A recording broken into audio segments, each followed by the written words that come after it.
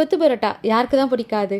அதே மாதிரி ஸ்டைலில் நம்ம வீட்லேயே கொத்து சப்பாத்தி பண்ணலாம். அது எப்படின்னு பண்ணலான்னு பார்க்கலாமா? அதுக்கு நார்மல் நம்மளோட தோசைக்கல்லில் எண்ணெய் விட்டு சோம்பு, சீரகம், காஞ்ச மிளகா கண்டிப்பாக போடுங்க. நல்ல டேஸ்ட்டு கொடுக்கும்.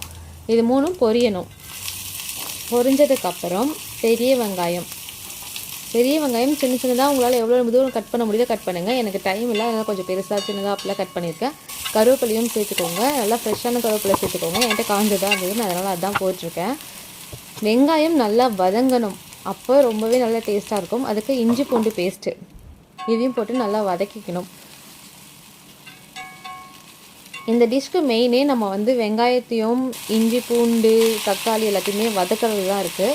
இது எல்லாத்தையும் போட்டு நம்ம ஹையில் வச்சு கொஞ்சம் நேரம் வதக்கலாம். அப்புறம் சிம் பண்ணி வதக்கலாம். நல்லா வதங்கிடுச்சுன்னா உங்களுக்கு கொத்து சப்பாத்தி ரொம்ப சூப்பராக வரும். மிளகாய்த்தூள், நீங்கள் வெங்காயம் ப்ளஸ் முட்டை போட போகிற சப்பாத்தி இது எல்லாத்துக்கும் சேர்த்து போட்டுக்கோங்க.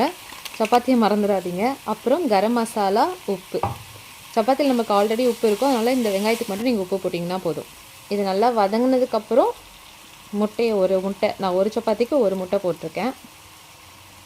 உங்களுக்கு எக்ஸ்ட்ராவாக முட்டை பிடிக்கணும்னா நீங்கள் எக்ஸ்ட்ரா முட்டை கூட போட்டுக்கலாம். முட்டை போட்டதுக்கப்புறமா நீங்கள் ரொம்பவே ட்ரை ஆக்கிடாதீங்க. ஓரளவுக்கு ஜூஸியாக இருக்கும்போதே அது மேலே நீங்கள் சப்பாத்தியை போட்டுட்டு அப்படியே லைட்டாக பரட்டி விட்டே இருங்க. முட்டையும் சப்பாத்தியும் நல்லா ஒட்டிக்கும்.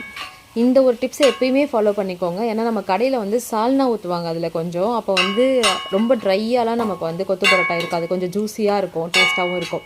இந்த மெத்தட் எப்பயுமே ஃபாலோ பண்ணிக்கோங்க. இல்லைனா முட்டை தனியாக சப்பாத்தி தனியாக இருக்கும். கொத்து பரோட்டா செஞ்சாலும் கொத்து சப்பாத்தி செஞ்சாலும் நம்ம முட்டை ஜூஸியாக இருக்கும் போதே அது மேலே சப்பாத்தியோ பரோட்டாவையும் போட்டுட்டு இது மாதிரி கொத்திட்டே இருக்கணும். அது தோசை பரட்டியாக இருந்தாலும் சரி, ஒரு சிலருக்கு டம்ளர் வச்சு பண்ணுவாங்க. நான் இந்த கரண்டிலே பண்ணிக்கிறேன். திரும்பி போட்டுட்டு கடைசியாக நம்ம கொத்தமல்லி போட்டு அதை ஒரு பரட்டிட்டு அதுக்கப்புறம் நம்ம எடுத்து சாப்பிட்டோன்னா கொத்து சப்பாத்தி ரொம்பவே சூப்பராக ரெடி ஆகிருக்கும்.